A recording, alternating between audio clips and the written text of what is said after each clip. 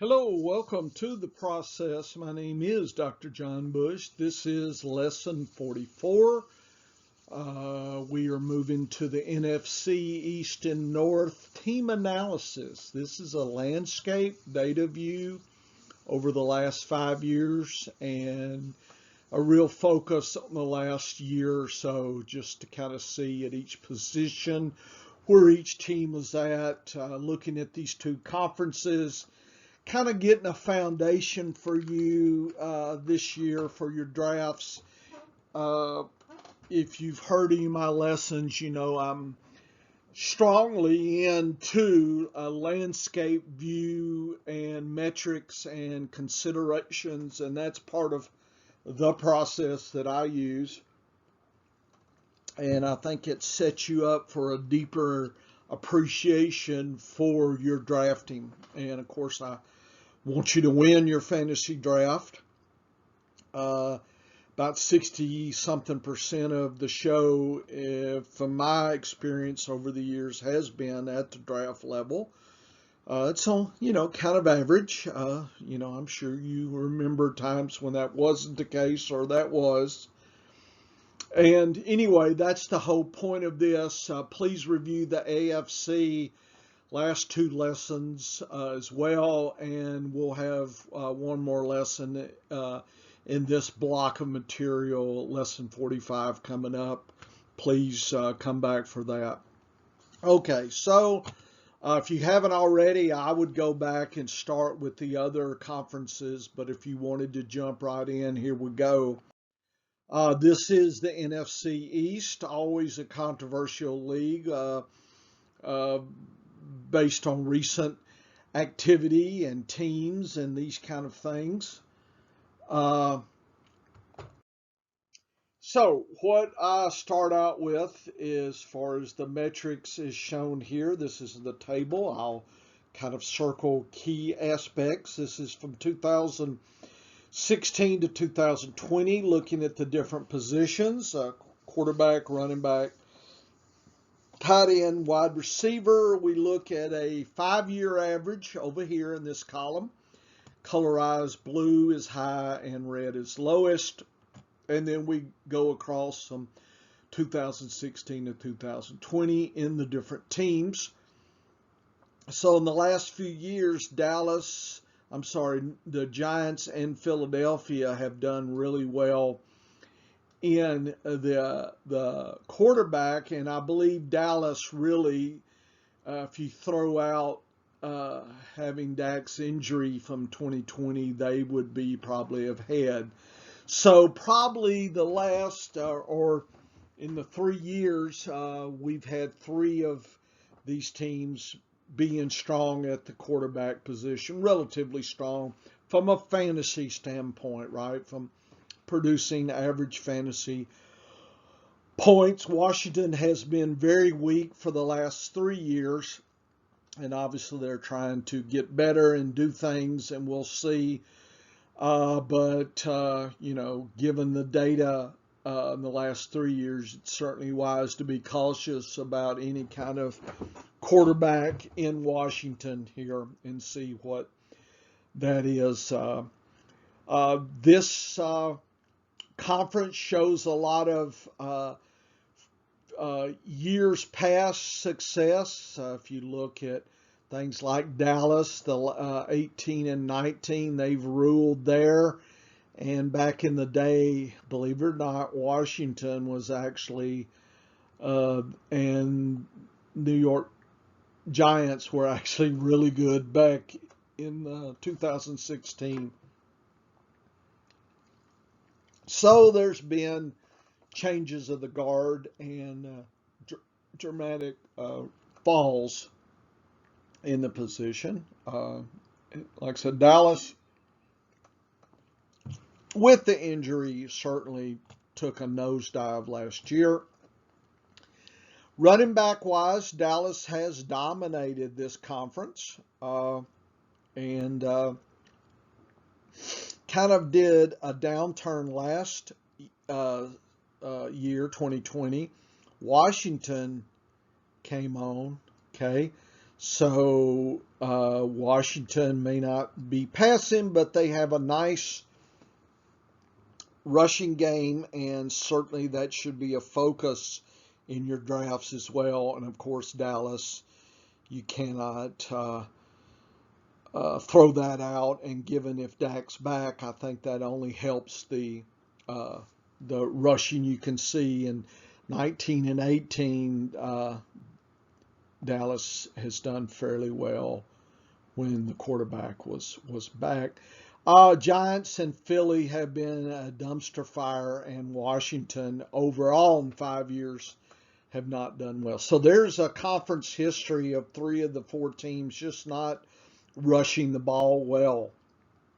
So in some ways, it's been a passing kind of situation here, and or just really no situation at all, no big offensive production here. So that's been an issue and will continue to be somewhat of an issue. Be cautious about the rushing game. Saquon should be healthy, but he's had some setbacks, so it's not a guaranteed that he makes it a full season. Be cautious.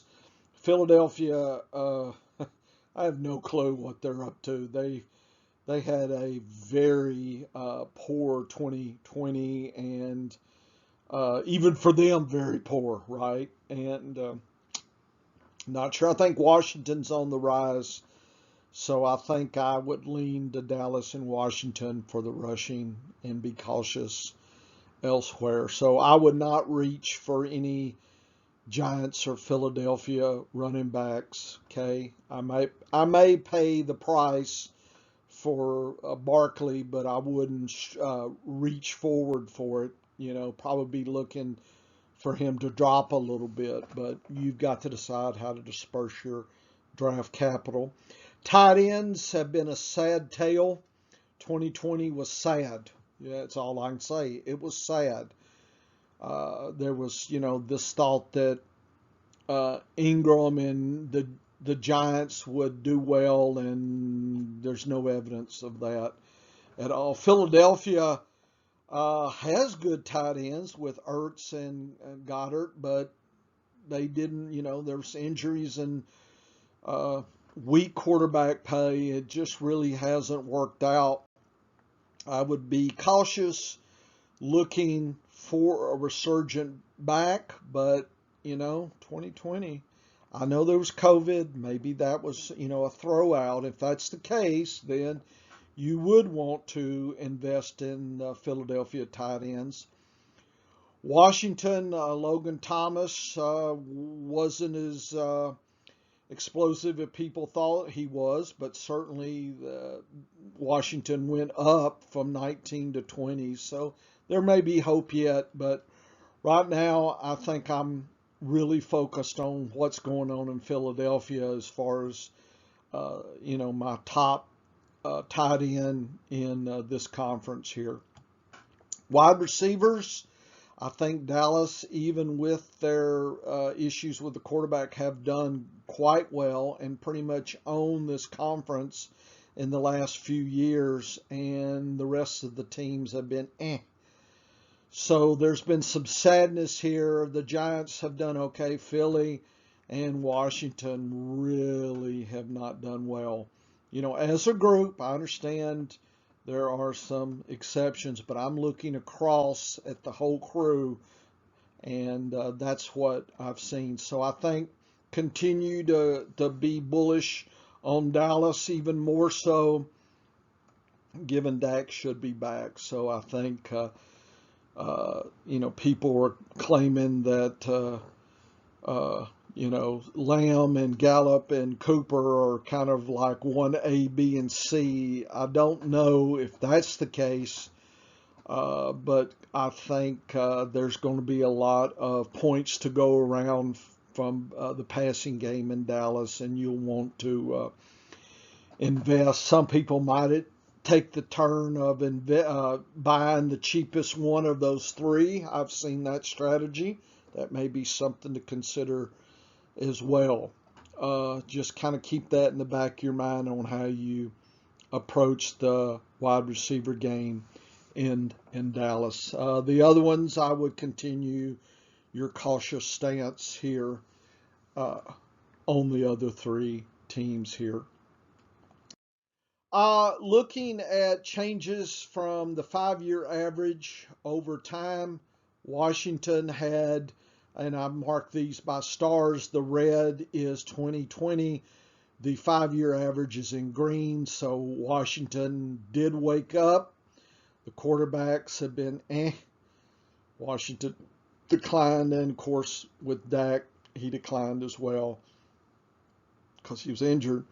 Philadelphia has declined. The tight ends are And Dallas and the Giants did okay. Dallas certainly did well. So I guess if you had to rank them, it would be Dallas and then the Giants. And I don't know who to take for Philadelphia or Washington. That's not, I'm not reaching for any of those early in the draft. I'm sure there's going to be some value later, but I would not rush to grab any of those. Let others, take them early and overpay.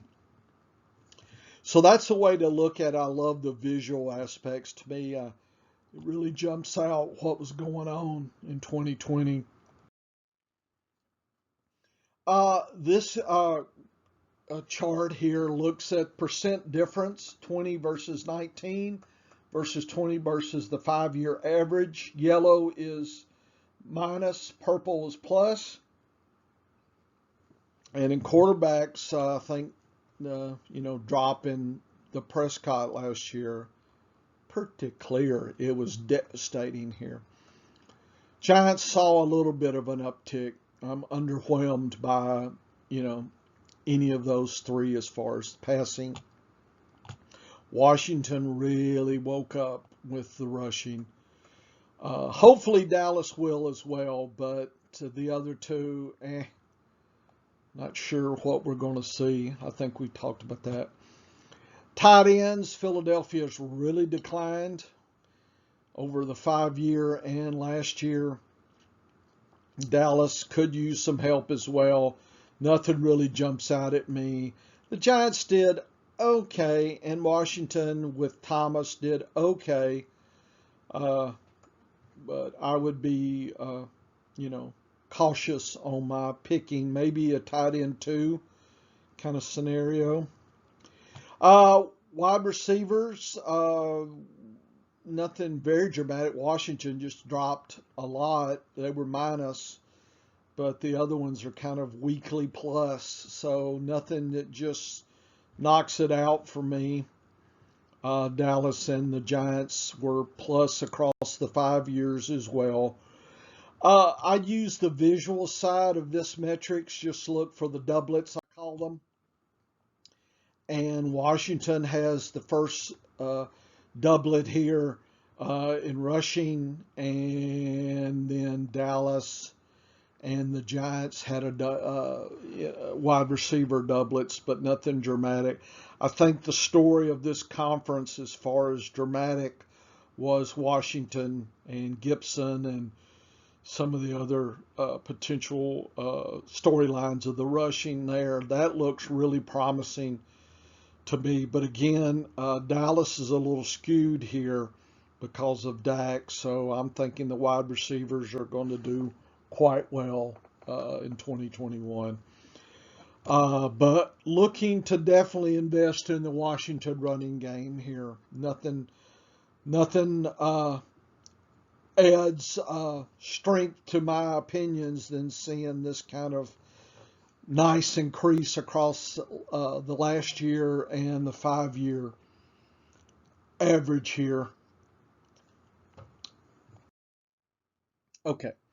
So we have the NFC North now. And again, I hope you like my process. It really allows you to scan across and without getting too mired in the personalities. Twitter spends way too much time on personalities and players and flash and, sparkles and things. And I like to start at this level and then move into that. I think it helps us balance our biases and go see those lessons as well. So that's part of my process here. I know it may not be the, froth at the mouth kind of situation, but feel free to go froth on Twitter with the rest of them. That's pretty much professional rabble rousers on Twitter. Anything people are looking for any drop of blood to start frothing in the waters here. I'll let people waste their time and efforts there. I'll be the metric tortoise. Yeah, that's what I am. The metric tortoise. Okay, slowly chipping away. Chip, chip. Little leaf of the lettuce, one leaf at a time, while the rest of the rabbits are jumping all of which way and just wasting their time. Finally, they're wind down and just take a nap. And the old metric tortoise, here I come, crossing the finish line. Okay, and the rabbits are saying, where did he come from? So, see, those nursery rhymes are good for us here. Nfc North. Sometimes I get wound up here. So we're looking at Chicago, Detroit, Green Bay, Minnesota. Lots of frothiness in this conference here with Stafford leaving Detroit and Rodgers threatening to leave Green Bay. That would really shake the leaves up here. And Detroit's probably, I don't know if they're going to need a year to see what's going to happen. I would be cautious until I got a feel for how that team is going to gel with the new show there. Okay, quarterbacks. Green Bay is pretty clear, has done quite well over the 5 year, and then Minnesota has done second. Minnesota with the Cousins, people are, I don't think you should crack on Cousins so much there. And then there's Rodgers. And again, this is all the quarterbacks, so you get a little skewed with the Rodgers because, I think he missed a game or two. And that probably did not help that number. But anyway, I think we can safely invest right now, assuming Rodgers doesn't leave, invest in Green Bay and Minnesota. I would not be running away. I would be concerned for Chicago and Detroit as far as the new quarterbacks. Rushing, Minnesota has had that. I think that's pretty clear. And I think Chicago has had some 5-year highlights as well. I think Detroit with Swift and, the Minnesota crew has done quite well in 2020, and I would definitely invest in the rushing games there. Green Bay did okay, kind of third. There was a little bit of a, Jones does good. Of course, Jamal Williams is gone now, so maybe Jones pops back up. So I'm not super skittish of Jones at Green Bay as long as Rodgers is there. Chicago,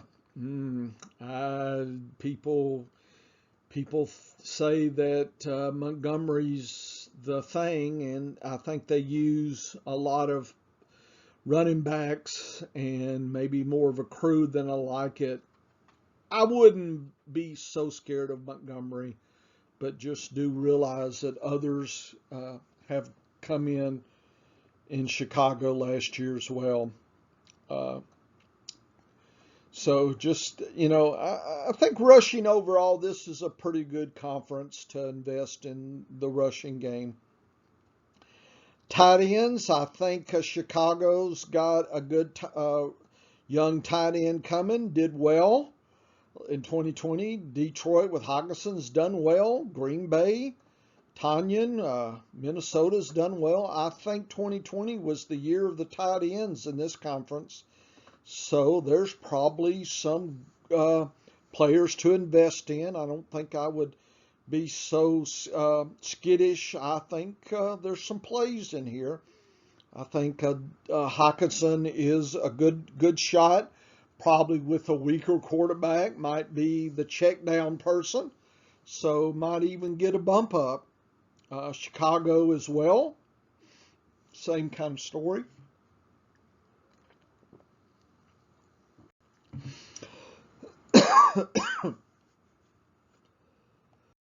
Wide receivers, Minnesota really did well with Thielen. So I'm happy with Minnesota wide receivers. Actually, nobody's so bad. Take a look. So I think wide receivers are probably plentiful in here as well, and probably some plays as well. Maybe Detroit's got an issue losing Stafford, so I guess I would be, if I had to say where I would be concerned, it would probably be Detroit. So I would avoid Detroit or be cautious here. So let's see what the metrics are. The stars are showing, and I do not know why I think this star should go there. And that is a mistake. Well, no, I guess that's a little higher Chicago, and I think that's in the wrong place. Detroit declined, probably why Stafford left. Minnesota did well. Rodgers did well. Chicago went a little bit. Rushing should be a star there. Should be a star there. I guess I messed up this figure. My bad. And then the tight ends, I think everybody saw a nice increase in 2020. I don't think I finished this figure. My bad. There's a star there. So I think the story is there's a lot of elements here in this conference. This is a potential conference you want to invest in across the different positions. I think that would be my takeaway from the NFC North. Differential numbers, looking at 2020 versus 19 and 2020 versus 5 year. Yellow is declines. Here you can see some declines. And, purple is increases. So we see some nice increases here. Not too bad. And again, I'm looking, if you've seen this lesson, I look for the doublets. And here's one, and here's one for the quarterbacks. Detroit with the Swift is doing well. Tight ends are all doublets from last year. So everybody was up. Certainly Detroit, Chicago were higher than Green Bay and Minnesota as a crew. And then Minnesota wide receivers did well last year as well. So I think I would focus on these doublets. Looks like tight ends, you got lots of interesting choices for potential, certainly late round tight ends or mid round tight ends. Definitely quarterback, of course. I think Cousins is not as bad as people think. And then Detroit with Swift does get my attention, and I have drafted him in best balls. And Minnesota wide receivers, Thielen for sure, and we'll see who else emerges there. But I think I would definitely not be scared away by those wide receivers as well for 2021. So that's my 10-cent tour of the NFC East and North.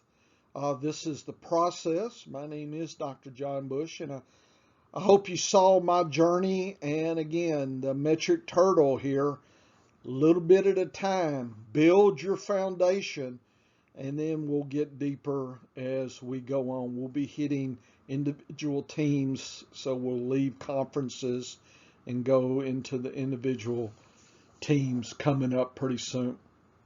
Okay, so come back. We're having lots of fun.